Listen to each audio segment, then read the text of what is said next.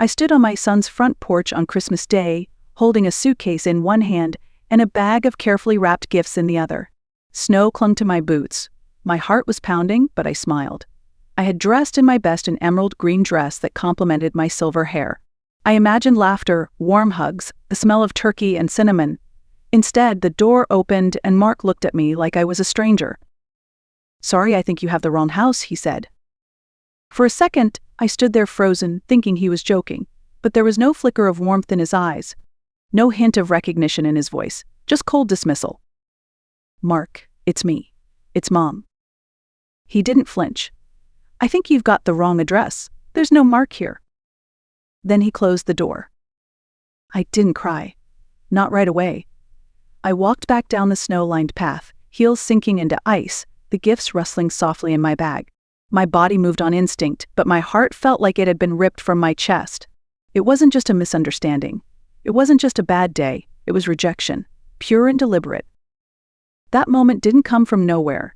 It was the final note in a song that had been playing softly for years. But standing in that snow, outside the home I was never allowed to enter, I realized something had ended. Not just a holiday, not just a visit, a role, a place in someone's life. And maybe, just maybe, that ending would become my beginning. My name is Eleanor Brooks. I'm 58 years old, and for 33 of those years I have been a mother first. Everything else second. I became a widow at 25. One morning I kissed my husband goodbye as he left for work. That afternoon, I got the call. A car accident, a drunk driver, gone in seconds. Mark was 15. Sophie was 13. And just like that, I wasn't just grieving, I was responsible for holding the entire world together. We had a modest home in Connecticut, a mortgage we could barely handle even with 2 incomes. After the funeral, I ran the numbers. I could barely afford the essentials. There was no family inheritance, no secret savings account, just a life that had to be rebuilt from ashes. So I sold the house. We moved into a 2-bedroom apartment near the hospital where I worked. I picked up extra night shifts, worked weekends, holidays, skipped meals. I cut my own hair to save on expenses. Learned to fix the plumbing myself. That old Buick I drove. I kept it running for 12 years, duct tape on the bumper and all. Because every spare dollar went to them. I packed lunches. I helped with essays. I made Halloween costumes from scratch because we couldn't afford store-bought ones.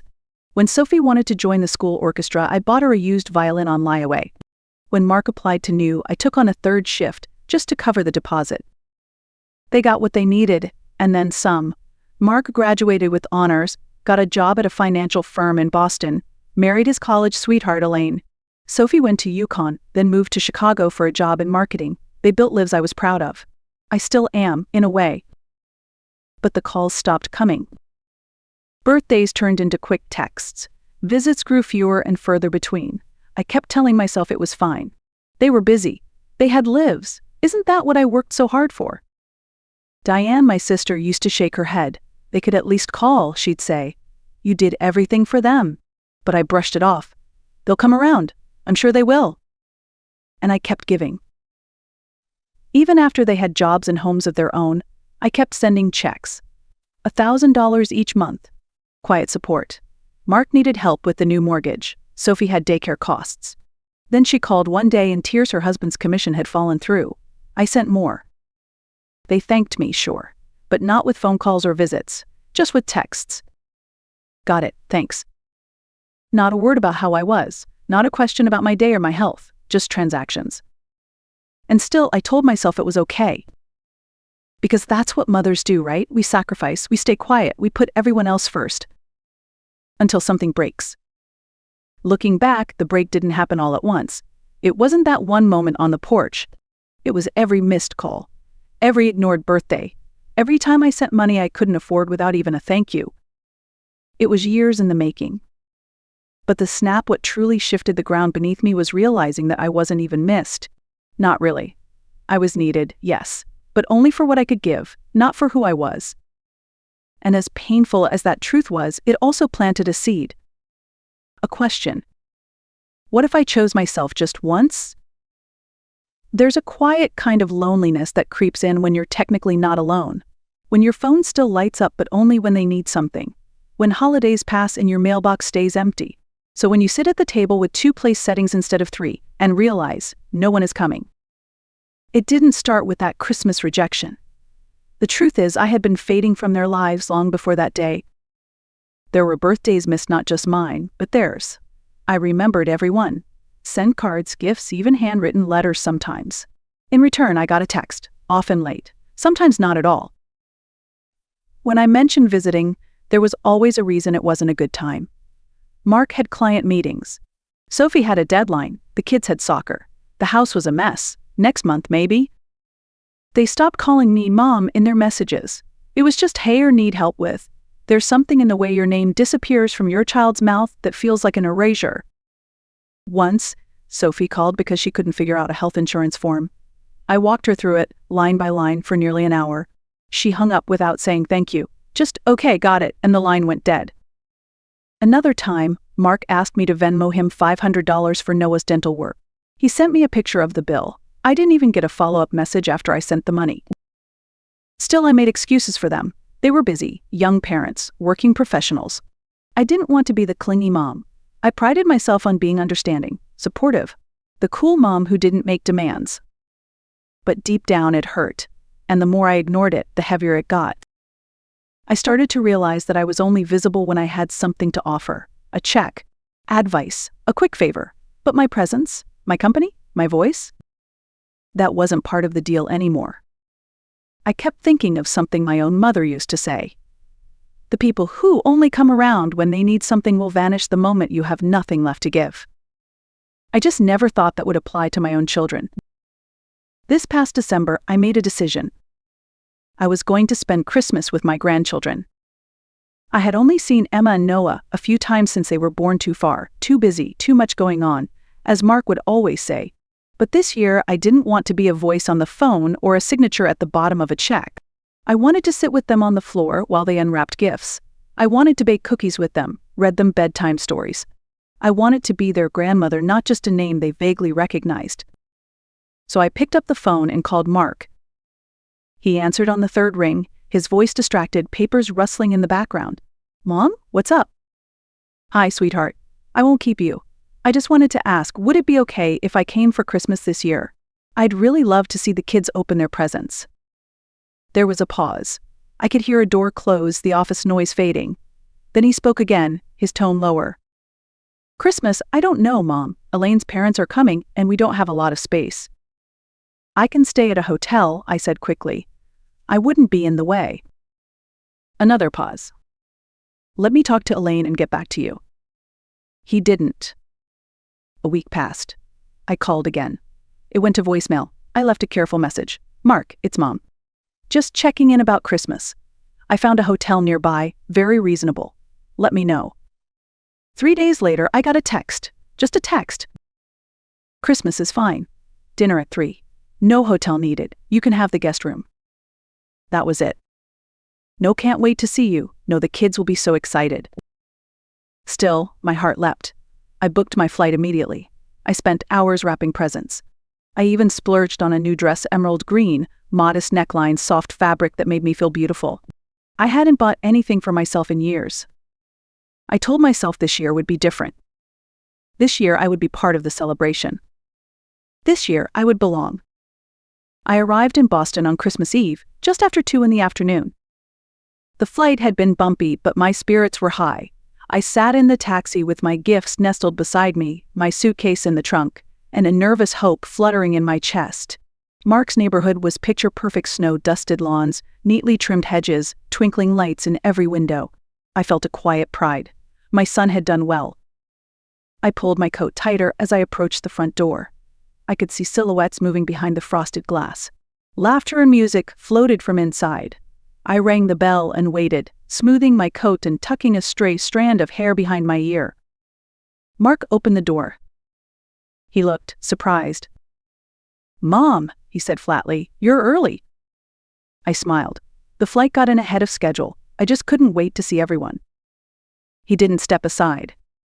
Behind him, I could see people in the living room, Elaine's parents, I assumed. Someone was pouring wine. Someone else was setting out cookies. I heard a child's voice, a giggle. Mark shifted his weight, blocking the doorway more completely. We weren't expecting you until tomorrow. I blinked. Your text said dinner at 3. That's Christmas dinner, he said, voice clipped. Tomorrow. I pulled out my phone, my hand starting to tremble. Right here it just says Christmas is fine. Dinner at 3. He barely glanced. That's not what I meant. Look, Mom, today is just family. Elaine's parents are here. We're doing our thing. Just family. The words sliced through me. I can come back tomorrow, I offered, trying to stay composed. Maybe you can point me to my hotel? The one you said I didn't need to book. Something like guilt flickered across his face. The guest room's not ready. We thought you were coming tomorrow. I stood there, holding my suitcase, trying to keep my voice steady. So where should I go? There's a Holiday Inn about 15 minutes away. I can call. So a small voice behind him interrupted. Daddy, who's at the door? Mark turned. Nobody, sweetheart. Go back to Grandma and Grandpa. Nobody. That's what I had become.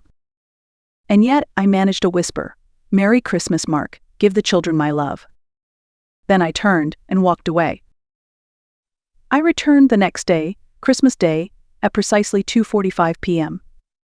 The snow had hardened into ice overnight. I walked slowly, carefully clutching my bag of gifts with both hands. I wore the emerald dress I had chosen so lovingly, the one I had bought to look nice in the family photos. My hair was curled softly at the ends, and I had even dabbed on lipstick, something I hadn't done in years. This was it, I told myself. Yesterday had been a misunderstanding. Today would be different.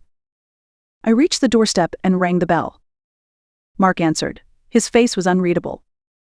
Before I could speak, before I could say Merry Christmas or I'm here, he said the words that broke me.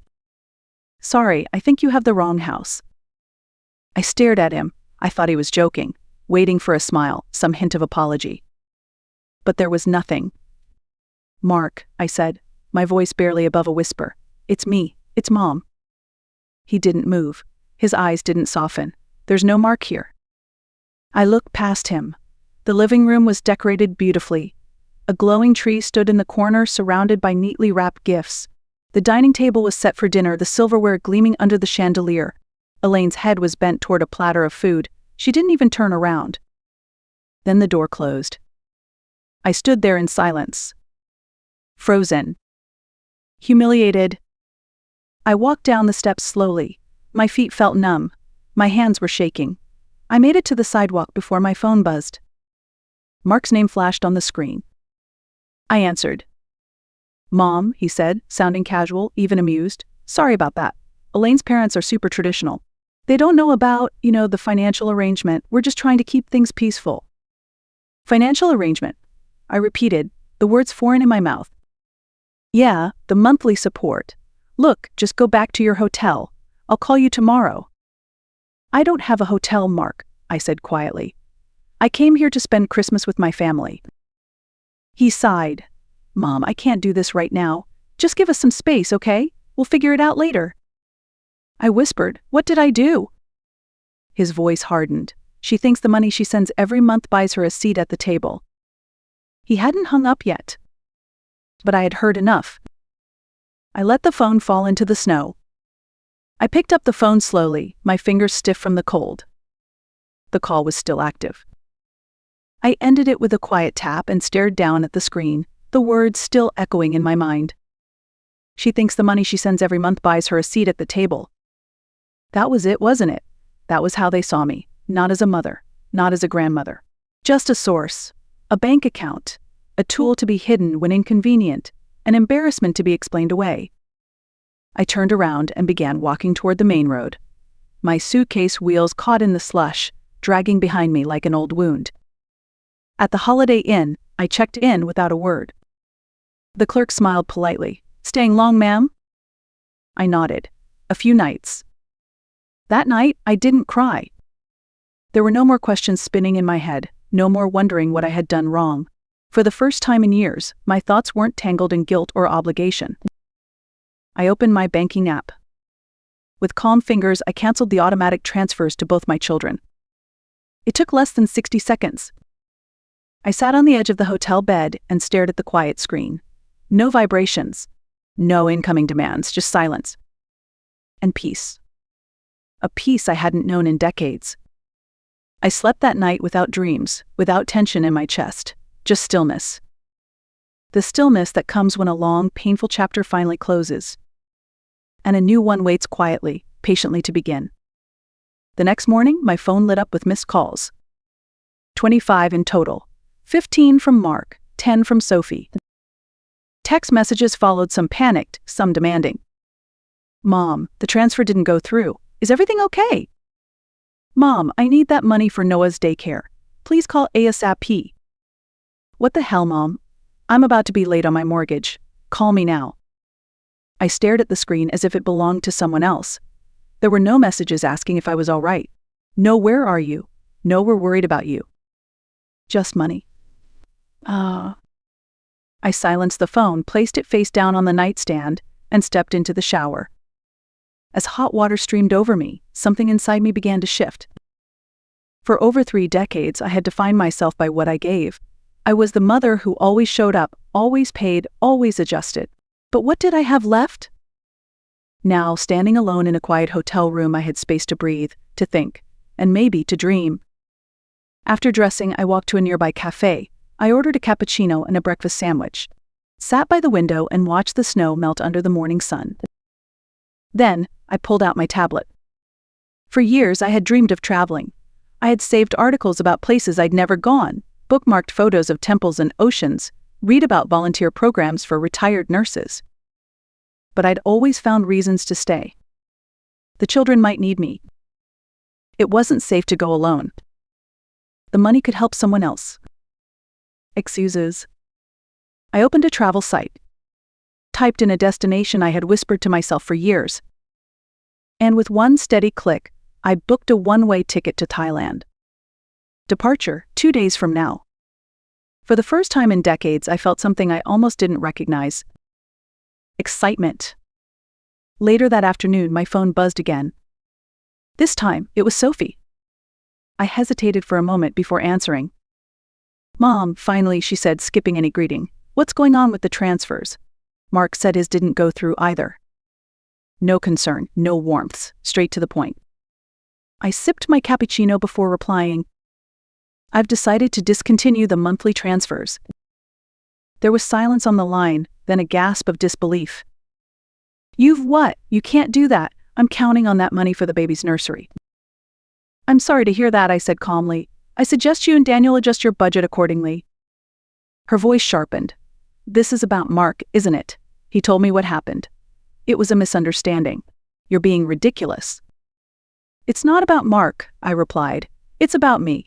About recognizing that I've allowed myself to become invisible. And I'm done with that. She laughed a cold, dismissive sound. You're worth, Mom. You're almost 60. This isn't the time for some midlife crisis. The words didn't sting the way they used to. I'm 58, I said quietly. And for the first time in my life, I'm choosing me. So that's it. You're just cutting us off because your feelings got hurt. I've supported both of you for years. That's not cutting off, it's stepping back. She tried again, this time with softness, almost desperation. Mom, please. The baby needs you. Funny how quickly I'd gone from irrational to indispensable. I breathed in deeply. I'll send a gift, Sophie. The same way you send birthday cards when you remember. Then I ended the call. After I hung up, I expected guilt to creep in. It didn't. I felt still. I spent the rest of the day making quiet decisions. I called my landlord and gave notice on my apartment. I rang Diane, my sister, and asked if she could help pack up my things, store what mattered, donate what didn't. Then I contacted the hospital where I'd worked for 32 years. I thanked them. And I resigned. No dramatic speech, no final shift, just a simple promise to send a formal email later that night. By evening, my phone had stopped ringing, no more calls, no more messages. I imagined Mark and Sophie talking to each other, trying to figure out what had changed, wondering where their mother had gone. She hadn't vanished. She had simply returned to herself. I ordered room service, opened my laptop, and searched for a quiet place to stay near the river in Bangkok. And I smiled. Not because I was running, but because I was finally free. The next morning, a knock came at my hotel room door. I opened it to find Mark standing there. His face was pale, eyes bloodshot. He looked like he hadn't slept. He had tracked me down through my credit card activity. "Mom," he said, his voice quiet, unsure, "we need to talk." I stepped aside, but I didn't smile. I didn't rush to hug him. I simply nodded toward the armchair by the window. He sat. I stayed standing. "You've caused quite a panic," I said evenly, folding my hands. He looked up at me, searching my face for something: familiarity, softness, maybe forgiveness. But what he found was someone different. Someone who had stopped begging to be invited. Someone who no longer measured her worth by her children's approval. "I'm not angry," I said. "I'm clear." He opened his mouth to speak, but I raised a hand gently. "I'm leaving tomorrow, Mark, not from you, from the version of myself I no longer want to be." And I meant it. The words landed like a blade across the table. "You're not even half the woman my mother is." I froze, the serving spoon still in my hand, the smell of vanilla pudding drifting through the room I had tried so hard to make warm and welcoming. The crystal glasses glimmered under the light, the silverware polished to a shine. I had hoped for peace that night. Instead, silence pressed down on every corner of my dining room. Kendra sat across from me, her red dress glowing like a warning. Her eyes glittered with satisfaction, as if she had waited for the perfect moment to strike. My son, Daniel, avoided my gaze, his fingers tapping nervously against his phone. I pushed back my chair. My heart pounded, but my voice was steady. "Then your mother can start paying your rent." Daniel's head snapped up, his face drained of color. "Rent," he shouted, the word breaking the silence like glass shattering on the floor. That single moment would change everything. "My name is Hazel Carter. I am 70 years old." And this was the night I stopped being invisible. "My name is Hazel Carter, and I have lived in the same small town in Ohio for more than 3 decades. I am a widow, a retired seamstress, and a mother who spent most of her life putting others first. My hands carried the proof calloused from years of sewing dresses, hemming pants, and patching coats for neighbors who sometimes paid me in dollars and sometimes only in gratitude. This house, the one that now feels like a stage for conflict, holds 30 years of my history. Every corner carries a story. The rocking chair in the living room still creaks with the weight of nights I stayed awake nursing Daniel's fevers. The quilt folded on the sofa is stitched from scraps of fabric left over from customers' gowns, each square a memory of work I poured myself into. For years I believed that helping my family was the same as loving them. What I didn't know was that sometimes help can erase you piece by piece, until you no longer recognize yourself. 6 months before that dinner, Daniel showed up at my front door. His eyes were red, his voice cracked as he spoke. "Mom, I lost my job. We can't pay the rent. Please, it'll only be for a few months until I find something." A mother's heart does not think twice. I opened my savings account, the money I had gathered penny by penny through years of sewing and sacrifice, and I began paying their rent, $900 each month, plus $100 more for the landlord's fee to process the transfer. $1,000 drained from my account on the 5th day of every month. "Don't tell Kendra," Daniel pleaded. "She'll feel ashamed depending on you." I believed him. I thought I was protecting her pride, when really he was protecting his own. To keep that payment steady, I cut corners everywhere. Dinner became rice and eggs night after night. I stretched my arthritis medicine until the pain kept me awake. I wore the same worn-out shoes until the soles split. And still I told myself it was worth it because my son needed me. Meanwhile, Daniel and Kendra went out to dinners, bought new clothes, and posted photos of weekend trips I knew they could not afford. I carried their burden quietly, believing that someday they would see my sacrifice and be grateful. That evening I wanted everything to be perfect. I cooked Daniel's favorite meal, chicken and mushroom sauce, rice with vegetables, and the vanilla pudding he had loved since he was a boy. I set the table with my mother's crystal glasses and the silver cutlery I only used on special occasions. Kendra arrived in a red dress that probably cost more than my monthly grocery bill. She smiled, but it was the kind of smile I had learned to recognize over the years, the one she wore when she was about to deliver criticism. Daniel seemed restless from the moment he walked in, avoiding my eyes and fidgeting with his phone like it held the answers to every question he didn't want to face. As we ate, Kendra began her routine. "The food's a little cold. Don't you think it's time to update this place? My mom's house feels so modern, she knows all the latest styles." I kept my smile soft, trying to keep the peace. This house was not modern, but every corner held a memory. every item a story of my life's work. I wanted us to end the night with dessert and laughter. I wanted one peaceful meal, but I could already feel the storm building around the table. Dessert was meant to soften the evening. I carried the vanilla pudding to the table, remembering how Daniel used to scrape the bowl clean as a child, telling me I was the best cook in the world. For a moment I thought we might finish the night gently. Then Kendra leaned back, her fork resting on the plate, and spoke the words that sliced the room in two. "You're not even half the woman my mother is." The spoon froze in my hand. The clock ticked loudly in the kitchen, each second puncturing the silence. Daniel kept his eyes down, his shoulders tense. I placed the spoon carefully on the table and rose slowly. My voice was calm, but it carried a weight I had not felt in years. "Then your mother can start paying your rent at 406 Briar Lane, Unit 3. Daniel's head snapped up, his glass tipped, water spilling across the table. "What rent?" he stammered, his face drained of color.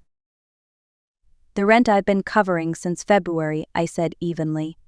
$900 each month, plus the $100 fee for the landlord's deposit. $1,000 paid faithfully so the two of you could live comfortably. Kendra's smile collapsed, her painted confidence cracked into confusion. Daniel sat speechless, his jaw slack. For the first time in months, the truth was mine to hold, and I was no longer afraid to speak it. The silence after my words was heavy enough to crush the air from the room. Daniel blinked rapidly, as if he could undo the truth by refusing to accept it. Finally, his voice broke through. "Mom, I was going to tell you, I was fired 2 weeks ago." The confession hit like a hammer. Fired. And yet he had let his wife walk into my house in a designer dress and treat me like I was beneath her. Kendra turned to him, eyes blazing. "You lost your job and didn't tell me." Her voice rose to a sharp pitch. "I spent $400 on shoes last week. I'd booked the spa for my birthday, and you let me do it while we're broke?" Daniel ran his hands through his hair, the same nervous habit he had since childhood. "I thought I could fix it before you noticed. I didn't want to disappoint you." I stared at them both, the picture of arrogance meeting the reality of ruin. My chest ached, not from pity, but from anger so old it felt new again.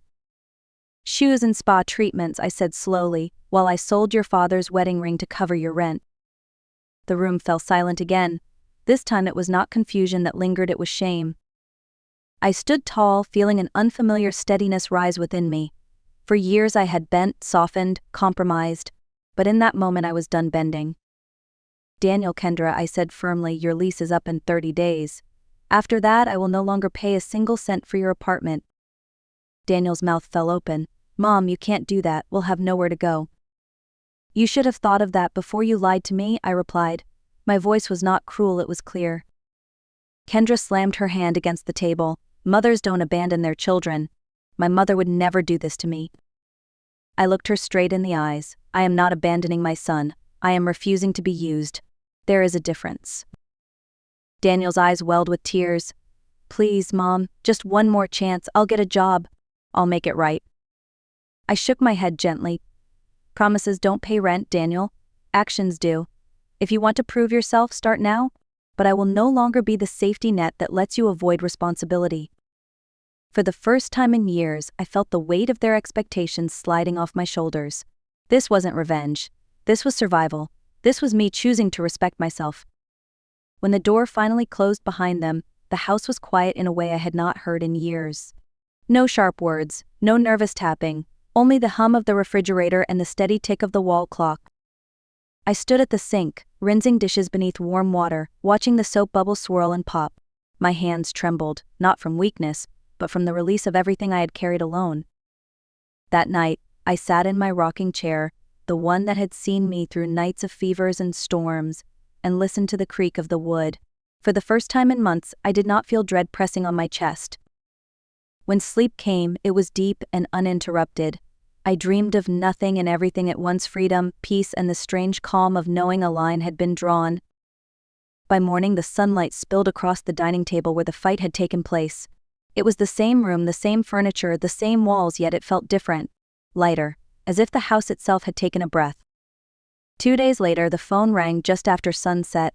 I almost didn't answer. I had grown tired of bad news, but something in me said to pick it up. "Hazel, it's Tom Carson." The name pulled me back 50 years in an instant. Tom, my college sweetheart. The boy with a crooked smile who once promised to take me to see the Pacific Ocean. We had lost touch when he moved west to chase opportunities, and I stayed behind to build a family. His voice was older now, deeper, but it carried the same warmth I remembered. He told me he had spent the last 4 decades building an engineering company in Seattle. He raised 3 children. His wife had passed 2 years ago, and recently, while going through old photographs, he had found one of me, the girl in a white dress with red flowers I had sewn myself. "I wondered if you were still in Ohio," he said softly. "I wanted to hear your voice again." We spoke for hours that night, sharing pieces of our lives, our losses, our small victories. Before we hung up, Tom paused. "Hazel, I'd like to invite you to spend a month in Seattle. No expectations, just old friends catching up. You deserve an extraordinary life, and I'd be honored to show you a bit of mine." I sat holding the phone long after the call ended, my heart pounding in a way I hadn't felt in years. That night I lay awake, staring at the ceiling, Tom's invitation circling in my mind. A month in Seattle. The Pacific Ocean. The kind of adventure I used to dream about before life grew heavy with duty. But I am 70 years old, I reminded myself. What if this was foolish? What if Tom was not the boy I remembered, but someone who only wanted to take advantage of me? I wrote a list in my notebook. On one side, the risks, scams, nostalgia clouding judgment, disappointment. On the other side, the safeguards, video calls to confirm his life, meeting his family, paying for my own ticket so I owed him nothing, keeping my finances separate. I asked myself the hardest question: was I thinking about going to punish Daniel and Kendra? Or was I thinking about going because of me? The truth settled quietly in my chest. For the first time in decades, the decision wasn't about anyone else's comfort. It was about mine. I closed the notebook and whispered into the dark, "I'm not running away. I'm choosing myself." The thought was terrifying. It was also exhilarating. After years of sacrificing for others, I had just given myself permission to consider my own happiness. A week later, Daniel showed up at my door. His clothes were wrinkled, his face gaunt, and the circles under his eyes told me he hadn't slept much. For a moment, I almost saw the little boy he once was, standing at the door after scraping his knee. "Mom," he said quietly, "can we talk?" We sat at the kitchen table. He wrapped his hands around a cup of coffee like he needed it to steady himself. "I've been sleeping in my car," he admitted. 3 nights now. I finally found night work with a cleaning company. It's not much, but it pays enough for a room downtown, and I signed up for online classes, basic accounting certification. I want to do better. I studied his face. For once, he didn't look defensive. He looked humble. "I also started therapy at the community center," he added. "Free sessions." The counselor told me something that shook me. He said I'd been addicted to being rescued my whole life. Every time someone bailed me out, it felt like relief, like a drug, and I never learned to stand on my own. He lifted his eyes to mine. "I'm not here to ask for money. I'm here to tell you I'm trying. And I'll keep trying, even if it takes years for you to believe me." For the first time in a long while, I felt hope flicker. Fragile but real. The following week, I stood in my bedroom with an open suitcase on the bed. For years, my life had revolved around paying bills, mending clothes, and surviving one month to the next. Now I was packing dresses, one coral pink I had sewn just for myself, for a journey I never imagined I would take. Daniel drove me to the airport. The car ride was quiet, not heavy with resentment, but with something softer. Acceptance, maybe. When we reached the terminal, he pulled a small bouquet of daisies from the back seat, my favorite flowers since I was a girl. "Mom," he said, handing me an envelope, "don't open this until you're on the plane. It's easier for me to write than to speak." We hugged longer than we had in years. "I love you," he whispered. "I love you too, son," I said, my voice steady. Now it's time for both of us to stand on our own 2 feet. On the plane, as clouds spread out like an endless field below me, I opened his letter. In shaky handwriting, Daniel had written, "Fly high, Mom, you've earned it." For the first time in decades, I felt the sky was mine. Seattle greeted me with cool air that smelled faintly of salt and pine. At the arrival's gate, Tom stood waiting, a bouquet of yellow roses in his hands. His hair was white now, his face lined, but his smile was the same one that once made my heart race in college. "Hazel," he said when we embraced, "you're even more beautiful than I remembered." The days that followed were unlike anything I'd lived in years. Tom drove me to the Pacific coast. I stood barefoot in the sand, watching waves crash endlessly, and whispered to myself I made it. At dinner on his deck, with the sun sinking into the horizon, he cooked salmon and poured me wine. His children came by later in the week, greeting me with warmth I hadn't expected. His youngest daughter, Claire, hugged me tightly and said, "Dad hasn't smiled this much since Mom passed. Thank you for bringing back his light." Every evening we talked for hours about our regrets, our victories, our silly youthful dreams. For once I wasn't someone's mother or caretaker. I was Hazel, a woman with stories to tell, laughter to share, and a heart still open to love. Healing didn't come all at once, but each conversation, each sunset, stitched me back together in ways I hadn't thought possible. One evening, after a month of shared dinners and quiet mornings, Tom sat across from me on the deck. The sky was streaked with orange and purple, and gulls circled lazily over the water. He reached for my hand, his eyes steady and kind. "Hazel," he said, "I know this might sound sudden. I'm not asking for marriage right away. I'm asking for a chance for us. Move to Seattle, let's see what we can build at this stage of our lives." My first instinct was fear, my home, my few friends, the life I had clung to for decades. But then I thought of Daniel's letter. "Fly high, Mom." I thought of all the years I'd spent giving, sacrificing, shrinking myself. And I realized that saying yes wasn't reckless. It was brave. A month later, I stood in my old house packing the last of my belongings. Daniel helped, calmer now, his shoulders straighter. "Funny," he said with a smile, "by letting you go, I finally feel like I've really got you back. Not the mother who rescued me, but the woman I never knew well enough." At 70 years old, I was not closing a chapter, I was opening one. And this time, the story was mine to write. Looking back now from the porch of Tom's house that overlooks the Pacific, I realize something I wish I had learned sooner. It is never too late to choose yourself. Daniel is rebuilding his life.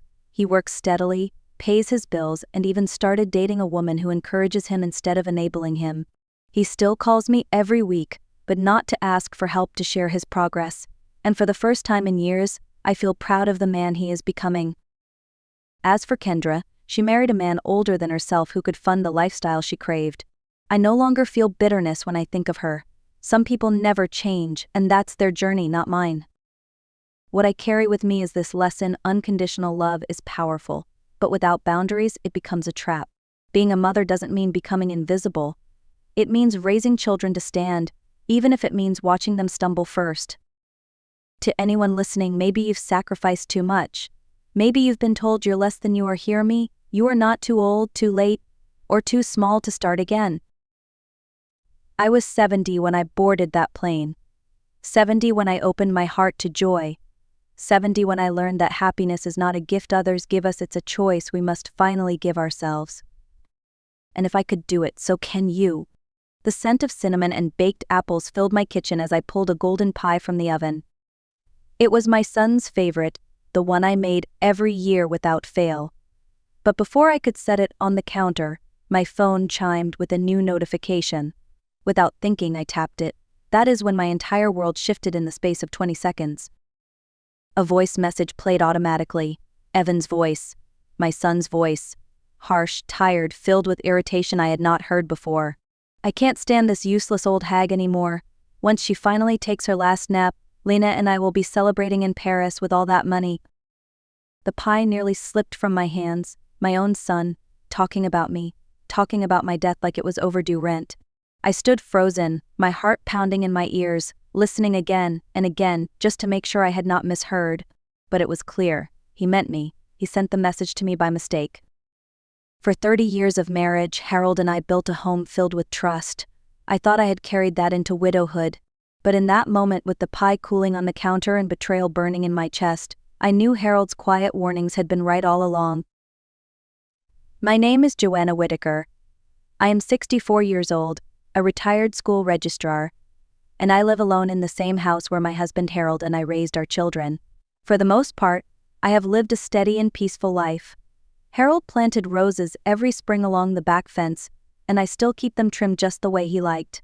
The house holds layers of our history, every photograph and every creaking floorboard a reminder of the years we built together. I believed widowhood would mean quiet days, a slower rhythm, maybe even a chance to discover new interests. Instead, I discovered something much darker. Betrayal was not coming from strangers or neighbors, but from the people I thought I could trust most. My own son and his wife. This was not just about money. If it were, I might have dismissed it as desperation or bad judgment. What I heard in Evan's voice was different. It was calculation, impatience, and a casual cruelty that made my blood turn cold. He was not just waiting for an inheritance. He was waiting for me to disappear. That was the moment I understood the stakes. This was not only about finances or property. It was about my dignity, my safety, and my right to live without fear in the home Harold and I had built together. Looking back, I realized the warning signs had been there all along. At first, they were easy to excuse. Evan started missing phone calls. He canceled visits at the last minute, often with vague explanations about work deadlines. Lena, ever cheerful, began steering every conversation toward my living arrangements. "This house must feel so big for you," she would say, her eyes scanning the furniture as though she were cataloging items for a future estate sale. Then came the brochures. Glossy pamphlets slipped onto my coffee table with titles like Silver Pines and Meadowview. Each one featured smiling gray-haired couples painting watercolors or doing yoga in bright community rooms. "You'd make so many friends," Lena insisted. Evan nodded along, highlighting amenities like housekeeping and transportation. They called it independence, but I heard something different in their voices. Urgency. The pressure grew stronger. One Sunday afternoon, they arrived with a folder of financial documents. Evan suggested I meet with his friend, a financial advisor. "Mom, you don't want to outlive your money," he said, as if I had never managed a budget. What stung most was the tone, a mix of pity and impatience. It was not care. It was reconnaissance. They were measuring, testing, looking for weaknesses. At the time, I brushed it off. But after hearing that voicemail, every moment replayed in my mind with a new clarity. They had not been checking on me. They had been circling me. The memory of Harold's last months came rushing back to me that night. He had always been the careful one, the steady hand in every storm. Even as cancer drained his strength, his mind stayed sharp. Lying in his hospital bed, he squeezed my hand and said, "Joanna, people change when money enters the room. Even family. Promise me you'll be ready if that day comes." At the time, I thought he was being overly cautious. Our children loved us, I told him.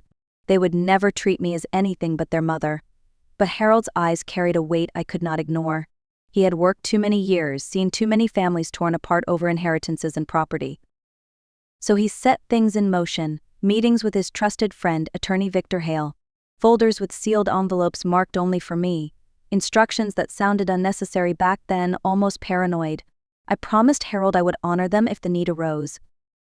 Now, standing in the quiet of our kitchen with Evan's voice echoing in my ears, I finally understood. The day Harold warned me about had arrived. I sat at the kitchen table with the pie untouched and my phone heavy in my hand. My fingers hovered for only a moment before I dialed the number Harold had made me memorize. Victor Hale answered on the second ring, his voice calm and steady as always. "Joanna, is everything all right?"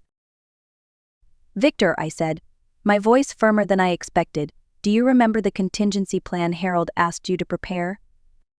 There was a pause on the other end. "Are you saying it is time?" "It is time." Victor did not ask for details. He did not press me to explain what had happened. Instead, his tone shifted into the measured cadence of a man who had practiced this scenario for years. "Then I will make the calls tonight. By morning, the documents will be active. Every safeguard Harold requested will be in place." When I ended the call, a strange calm settled over me. My hands were steady again. Evan and Lena thought they were dealing with a gullible widow still lost in grief. What they would face instead was a woman armed with a plan designed by a husband who knew her better than anyone else. The next morning arrived clear and bright, the kind of day Harold would have spent pruning roses. At exactly 9 o'clock, the doorbell rang. When I opened the door, Evan and Lena stood there wearing smiles that looked carefully practiced. Evan wrapped me in a hug that felt stiff, rehearsed. Lena held out a bouquet of daisies. I had been allergic to daisies for 20 years, but I thanked her anyway. Some battles could wait. Come in," I said, guiding them to the living room. I poured coffee and set out cups. Their eyes moved around the room, cataloging and appraising. Lena's gaze lingered on my grandmother's china cabinet. Evan studied the photographs on the mantel as if he were already deciding which ones to keep. After a few minutes of small talk, Evan leaned forward. "Mom, Lena and I have been thinking about your situation here." "My situation?" He exchanged a look with her before continuing. This house is too much for one person. You should not be worrying about repairs or grocery runs. You deserve comfort. Lena pulled a glossy brochure from her tote bag and spread it across the coffee table. Look at this one, Millbrook Estates. It has restaurants, a golf course, even transportation. You would never have to lift a finger. I scanned the page, noting the monthly fee of $8,000. This looks expensive. That is the beauty of it, Lena said brightly. You would sell this house, and the proceeds would cover years of living there, completely worry-free. And there it was, the phrase that revealed everything. I set my coffee cup down with deliberate care. Evan, I said, before we go further, I have something I think you should hear. I tapped my phone, and the living room filled with his own voice, sharp and impatient. I can't stand this useless old hag anymore. Once she finally takes her last nap, Lena and I will be celebrating in Paris with all that money. The color drained from his face. Lena's gasp was immediate, her hand flying to her mouth. Evan stammered, Mom. That was taken out of context. I was frustrated. I did not mean. Frustrated?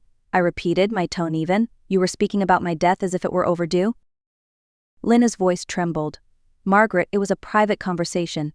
He has been stressed, worried about you living alone. Worried? I raised my eyebrow and held up my phone again. A screenshot of Lena's Instagram glowed on the screen. A caption that read, Romantic Paris getaway finally booked. Can't wait. The date was 3 days earlier. Lena's face went pale. That post, that was for our anniversary next year. Your anniversary is in March, I replied calmly. This says September, next month. Silence spread across the room, thick and heavy. The performance was over, and the truth had nowhere left to hide. Before either of them could recover, my phone rang on cue. I answered on speaker. This is Joanna Whitaker. Mrs. Whitaker, this is Victor Hale. I am calling to confirm that all documents we discussed have been filed with the court as of this morning. Everything Harold set in place is now legally binding. Thank you, Victor, I said, making sure my voice carried across the room. I am relieved to know Harold's protection plan is active. The words hung in the air like a hammer strike. Evan's jaw clenched. Protection plan? What does that mean? It means, I replied evenly, that if either of my children attempts to manipulate, coerce, or pressure me into decisions about my finances, living situation, or medical care, every dollar of my estate bypasses you and goes directly to charity. Harold planned for this long before you ever brought your brochures. Lena gripped her purse until her knuckles turned white. Evan looked like he had been slapped. For the first time, their rehearsed sympathy slipped away, replaced by panic. They had come expecting a compliant widow. Instead, they found a woman 3 steps ahead, backed by the man they thought was gone forever. That evening, the phone rang again. This time it was my daughter, Molly. Her voice carried a softness that might have fooled me once. Hi, Mom. How are you holding up? I am fine, Molly, I answered carefully. Actually, your brother came over this morning. Oh, she said, a little too quickly. He didn't mention that when we talked yesterday. So they were comparing notes. I took a breath. Tell me something, Molly. Have you and Evan been discussing my living situation? There was a pause, then her tone grew measured. We are just worried about you, Mom. Being alone in that big house, managing everything by yourself. It is a lot. There it was again. The script. The same words Evan had used, now in Molly's voice. I see, I said slowly. And I suppose you have some ideas about what I should do. Well, she hesitated. There are communities where you would have support and still keep your independence. Independence. They used that word like a promise, but I heard the truth behind it. What they really wanted was control. The following morning, I walked up the worn staircase to Victor Hale's law office. Sunlight streamed through tall windows, but the air inside felt heavy. Victor greeted me with a hug, then guided me into his private office. On his desk sat a thick folder marked Whitaker Family Trust Confidential. Joanna, he said gently, Harold asked me to hold certain information until the day I believed you needed it. After yesterday, I think that day has come. He opened the folder. Inside were photographs, credit card statements, and mortgage documents. Harold hired a private investigator during his last months.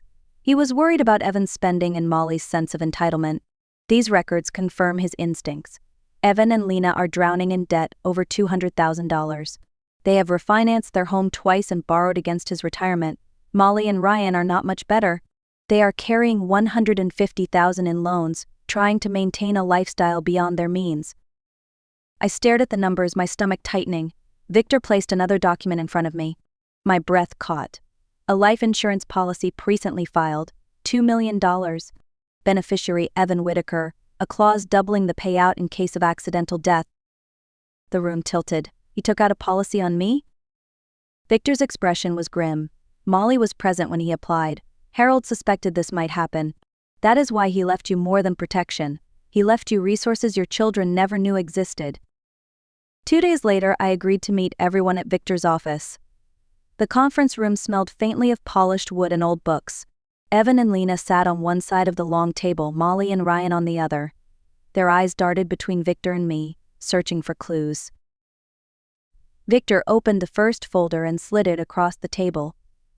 Evan, would you care to explain why you took out a $2 million life insurance policy on your mother? The silence was sharp. Lena's face drained of color. Molly's jaw dropped. Evan stammered, it's not what it looks like. It looks like you are betting on my death, I said calmly. And with the accidental death clause, it looks like you were planning to hurry it along. Molly's eyes flickered. You knew about this? I asked. She said nothing, but her silence was its own answer.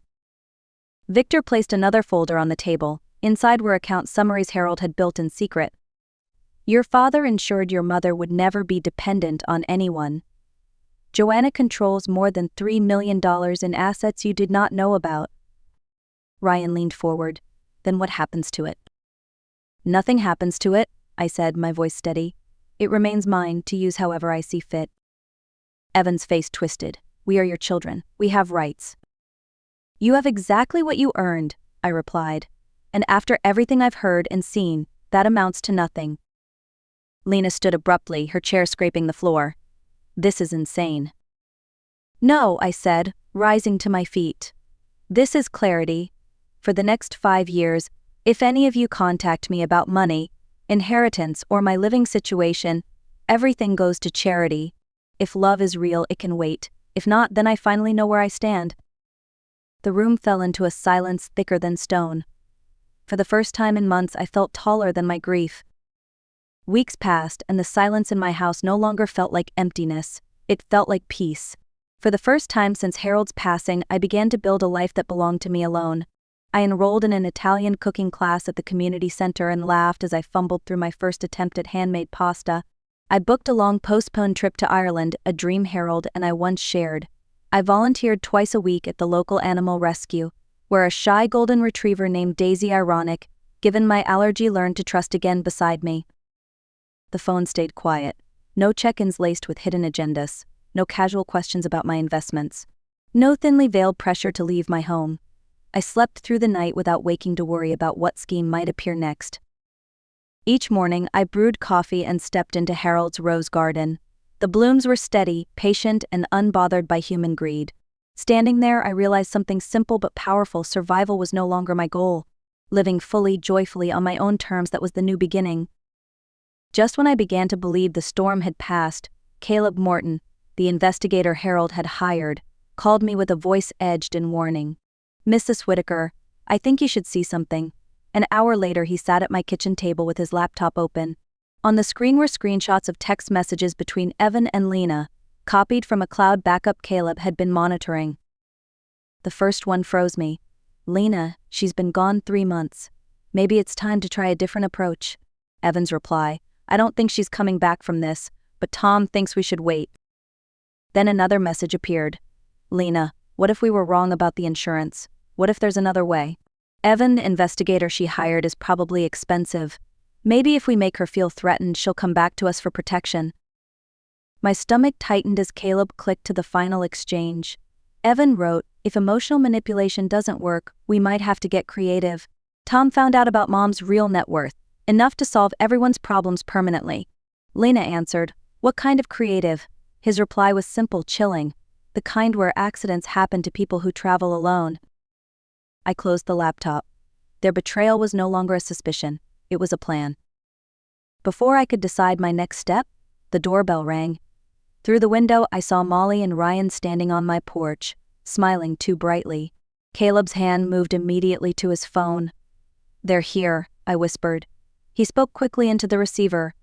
"This is Morton. We need backup now." I opened the door just enough to meet their eyes. "Mom," Molly said sweetly, "we were in the neighborhood and thought we'd stop by." Before I could answer, Ryan added, "Not about money. Just family." They stepped past me into the living room without waiting for permission. Caleb rose from his chair, folding his laptop closed. Ryan's gaze lingered on him.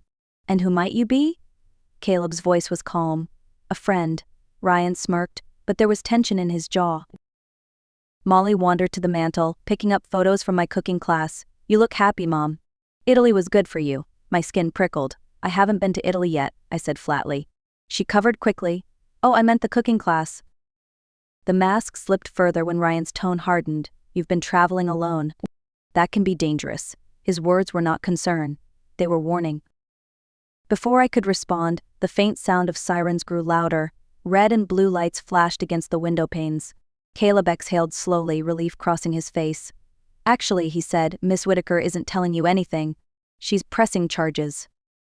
Ryan's smirk collapsed as uniformed officers stepped into the doorway.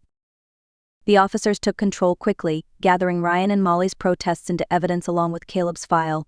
Within minutes, the house that had once echoed with whispered schemes felt safe again. I stood by Harold's roses as they led my children and their spouses away, my heart heavy yet strangely light. Weeks passed. Legal proceedings moved forward, but I chose not to follow every detail. Courtrooms and charges would handle what needed to be handled. My focus was elsewhere. I booked my trip to Ireland, continued cooking classes, and filled my days with laughter at the animal shelter. The phone remained quiet, and for the first time in years, I was grateful for the silence. One afternoon in Galway, I sat in a small cafe, writing postcards to my neighbor Nancy about the green hills and the sea air. My phone buzzed with a message from Evan, sent from prison. "Mom, I'm sorry. Please forgive me." I stared at it for a long moment, then pressed delete. Some bridges are not rebuilt. Some are meant to burn, leaving behind enough light to see your path clearly. Looking back, I understand now that Harold was right. People change when money enters the room. The same faces that once smiled with love can harden into masks of calculation. What saved me was not suspicion, but preparation and the courage to act when the truth revealed itself. If there is anything I hope you take from my story, it is this: concern without consent is not care, it is control. Documentation is not paranoia, it is protection. And boundaries are not cruelty, they are a love letter to your future self. So if someone in your life tries to rush your decisions, if they pressure you to sign papers or sell property before you are ready, pause. Urgency is a tactic, not a necessity. Keep copies of your documents, know who your allies are, and never let loneliness trick you into surrendering your independence. Build community with people who love you for who you are, not for what you own. I chose freedom over fear. I chose peace over manipulation. And today, as I sip tea in a quiet kitchen filled with roses, I know I chose correctly. If my story gave you clarity or courage, tap like so it reaches the next person who needs it. Share it with a friend who is navigating difficult family ties. And tell me in the comments where you are watching from. I read every word, and your voice matters.